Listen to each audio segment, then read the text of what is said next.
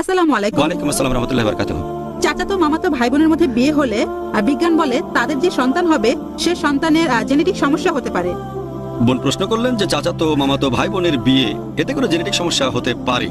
আপনি এখানে রক্তের সম্পর্কে বিয়ের কথা বলছেন।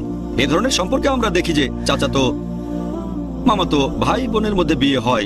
পবিত্র কোরআনের কথা যদি বলতে হয় যে কাদেরকে বিয়ে করতে পারবেন না, কোরআন বলছে বিয়ে করতে পারবেন না আপনার মাকে অথবা আপনার বাবা যেসব মহিলাকে বিয়ে করেছেন তাদের বিয়ে করতে পারবেন না, আপনার বাবার বোনদের মায়ের বোনদের বিয়ে করতে পারবেন না, বিয়ে করতে পারবেন না নিজের আপন বোনকে, পারবেন না আপনার